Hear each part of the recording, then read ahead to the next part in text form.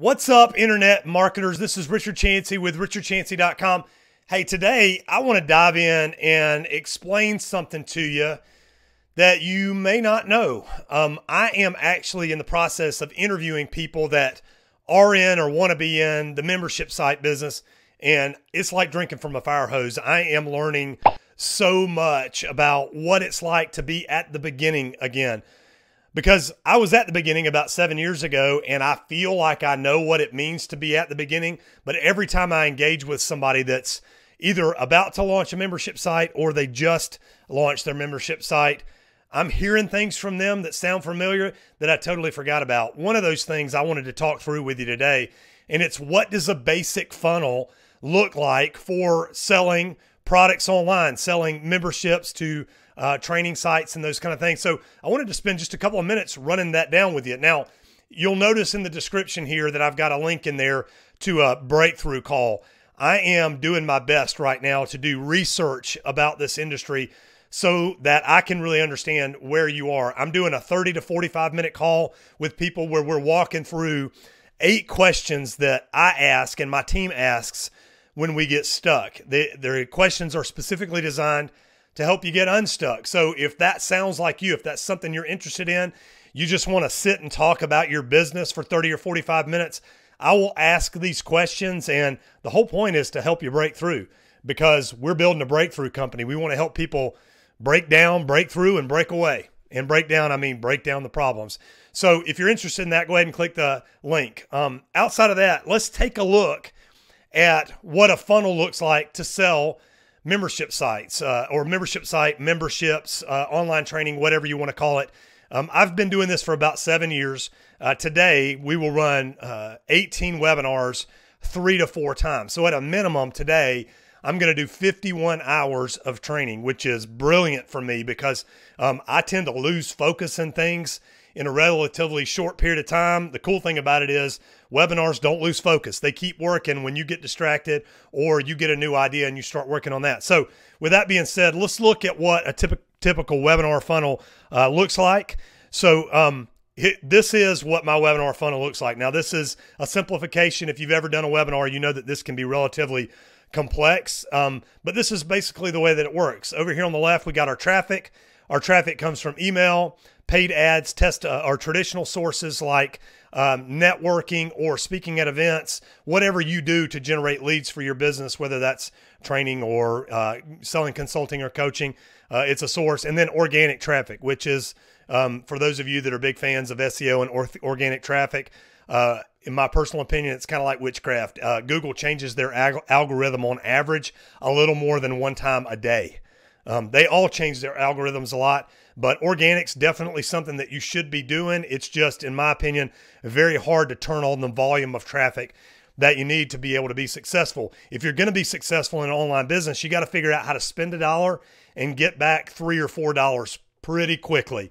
Okay, and that's why we built these webinar funnels. So step number 1, traffic sources. We use Facebook primarily as our traffic source. My advice to you is pick a source and master that source before you move on to a bunch of other ones. The cool thing about it is once you build a funnel like this, the traffic sources, you can become an expert in one, and then while that's working and you've got it going, you can start to learn about another one or hire somebody else to do it, hopefully, because you're making so much money at that point that you can get people that are experts to work with you. Second stage is an opt-in. We're going to drive those people to an opt-in page. For webinars, we split test having video on an opt-in page versus not. For us, not having video on an opt-in page is actually a little bit better. But as I said, we have 18 webinars running right now. I'm sure that there are some of them that are running that have video on them. We average somewhere between 50 and 30% opt-in rate, depending on the audience, how much we've cultivated our momentum in that audience, all of that kind of stuff. The thank you page. So after they opt in for the webinar, they go to the thank you page. I'm going to circle back to that in a few minutes. And then we send out a confirmation email.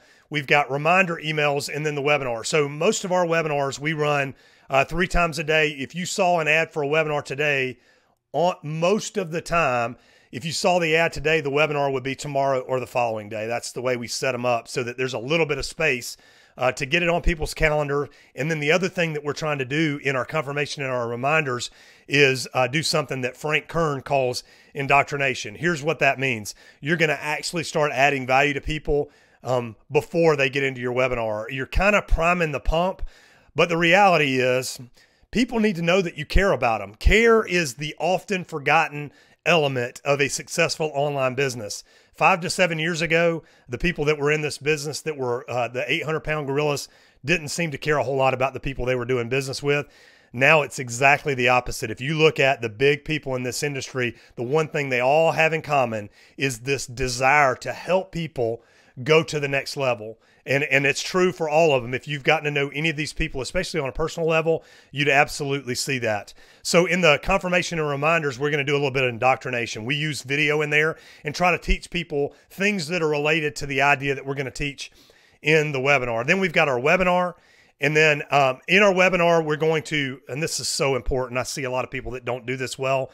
And there's a lot of people that say, you know, don't teach in your webinars. You don't want to give them anything of value in there. The reality is, if you're teaching online training, online membership site, and selling that stuff, you can't even get started in an hour. There's no way that you could give away too much value in that hour. There's just too much to know in this space. So when I'm teaching, I really try to teach people something that's going to be valuable. I know that in our webinars, about 5% of people that register, or about 12% of people that actually show up. So 5% of people that register for one of my webinars are actually going to buy something. That means 95% of them are not going to buy something right now. What do we need? We need those 95% of those people to feel really good about what they learned in that hour. I have sat through so many webinars where people just didn't give anything of value. I mean, I review them when I'm done and I go, what did I learn there? And a lot of times the answer is nothing. I didn't learn anything. So you definitely want to be sharing concepts, kind of like what I'm doing right now. And I always tell people this: when you are teaching, when you're sharing, when you're trying to invest in people, don't bleed your value proposition for whatever the next step that you're going to call them to in your call to action. So when you're teaching, absolutely teach. And then when you start selling, my friend, start selling. You want to build enough momentum and enough value in their mind that it's okay for you to talk about what you do at the next level. What a lot of people miss in an online business is a big part of the value that you bring to people is convincing them to pay the price. Okay, get that in your mind. Should you charge more for your product? Absolutely. If you charge $299 for your product, people are making a $299 decision. And the people you really want to do business with, that's not getting them to move. I've bought $299 products that I put on the shelf for weeks or months. And then I remembered, oh yeah, I bought that product and I went back to it. Just because you're not in that situation doesn't mean other people are. Charge enough for your product that people are going to take the product seriously. Okay. Sorry, somebody's texting me while I'm doing this. Okay, so you got your webinar. The next part is sending people to an order form. So on the order form, just my philosophy on this in general is from the actual webinar, I send people right to an order form. The order form lists out the product and all the bonuses. When I'm doing my follow-up emails like attended versus no-show down here, I will send people back to a sales page, a concise sales page that's very clear with a single call to action. And while I mentioned call to action, don't ask them to do more than one thing in the webinar. Give them one thing to do. Send them to an order form where there's only one thing to do on the order form. On your sales pages or your landing pages, squeeze page, whatever you want to call it, in your post-purchase email sequences when you're driving people back to that sales page, one thing for them to do. It doesn't say blog, pricing, services, and about me at the top. It is a page that doesn't have all that on there. I say that because I saw that on a couple of the examples of people that I've already talked to in this 50 calls process that I'm in, which if you haven't already, click the link and let's do a breakthrough call together. I promise I'm not going to try to sell you anything. We took everything off the shelf for selling people. We really just want to find out what it's going to take, what the quarter turn is to help people break through with their online business. After the order form, you've got your follow-up sequence. I usually do that, the follow-up sequence for about 3 days. It's 5 or 6 emails. Nobody gets all the emails. If you click on the first email today, you're not going to get the second one. We're using Infusionsoft to do all of that. 3 days, about half of our sales come from that follow-up, meaning half of them come in the webinar, half of them come after that. Now we're trying something else where we're actually we've got another sequence out here, a follow-up sequence that happens a week and a half later that we're testing with one of my clients, which we're selling this thing called Leader Core. It's a leadership training by John Maxwell that we're selling, and we're putting another sequence in there, taking another shot at people, because sometimes the idea just needs to sit with people for a minute. The other thing I try to do in almost all of my email interactions, I try to think, is this valuable to my client? Even when we're making an offer, sometimes we'll put content in the offer, meaning they click a link, go to a video, we teach them a little bit more, and then remind them of the offer. And then if they buy, then you've got a post-purchase sequence for your customers. Kids, which includes me, please don't forget that a big part of your sale is making sure that people make it past the 30-day period. We offer a 30-day money-back guarantee, but we know one of the products we sell is into the church space. It's a 2-year program. We know it's critical for that pastor to have a meeting with his team in the first 30 days. So we are, in the first 30 days, borrowing, and stealing to get that pastor to have that meeting. If you're selling to people that are leading a team, we developed the agenda for that. I'd highly recommend you do that as well. Make it easy for them to buy from you. We even, with our agenda, we even put a video in there where we actually talk to their people and explain parts of what we do. So that is what a funnel looks like. Now, let me show you one other thing. I put this changed everything up here. When I learned that on the opt-in page, we could actually sell something on the opt-in page that's relevant for our crowd.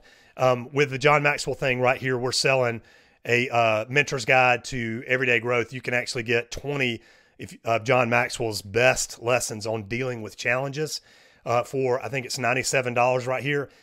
That one-time offer that we make right here on the thank you page, in that particular funnel, it covers the cost of our ads. I pause for dramatic effect. Sell something on the thank you page. What you do is two things. You offset the cost of your ads. It's called a self-liquidating lead. It makes your funnel more valuable. The other thing you do is you start to separate the buyers from the non-buyers on your list. Now, your one-time offer is not going to be right for everybody. In the church space, we sell this thing called Church Video Box. I mean, it's basically teaching pastors how to do video like what I'm doing right now. But we always try to sell something right here on the thank you page to offset the cost of our lead generation. For a lot of you, you're going to be able to do that, and this is going to be your entry point, the very first thing that you sell. And then there's other places along this funnel that you can do that as well.